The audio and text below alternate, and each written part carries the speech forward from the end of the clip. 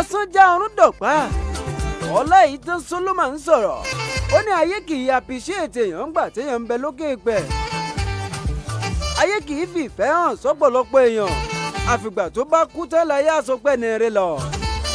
gbogbo ọ̀rọ̀ yóò ṣẹ̀yìn bí ọ̀kan gbòógì gbajúgbajà Murphy Afolabi èyí tó dá sórí ògo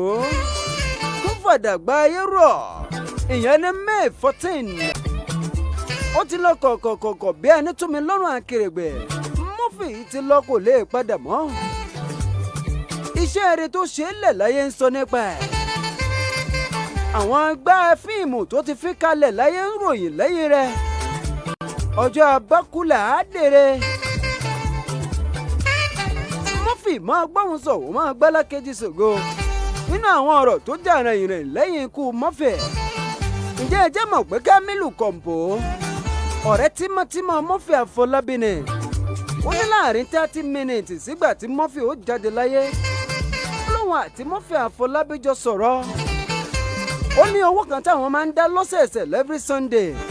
òun rí i pé Murphy Afolabi tètè dáwó tiẹ̀ lọ́jọ́ yẹn láàárọ̀ ọjọ́ yẹn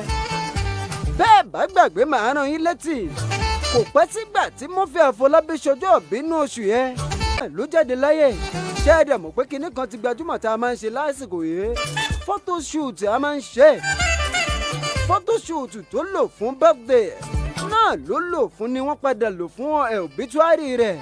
kábíyèsí nǹkan kì í bẹ́ẹ̀ láláì mọ̀ àwọn aṣọ tó wá fi ṣe photoshoot yìí Murphy Afolabi wá ń sọ fún ọ̀rẹ́ rẹ̀ Kamilu Kompo wípé kó wá múnú àwọn aṣọ yìí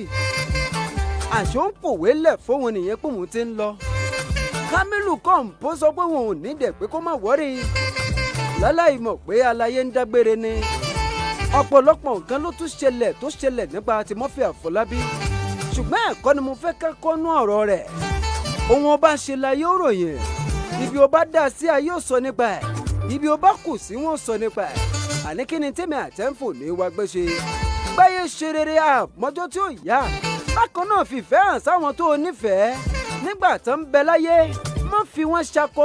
mọ rírì wọn lásìkò ìgbà tó o bá ń rí wọn torí láàrin kájíjú káyà ó lè má rí wọn mọ́ and memory will always be remembered every day and night kódà ẹni tó ṣiṣẹ́ ọ̀hún létí lọ ṣùgbọ́n yóò lè gbàgbé ní tó ṣe.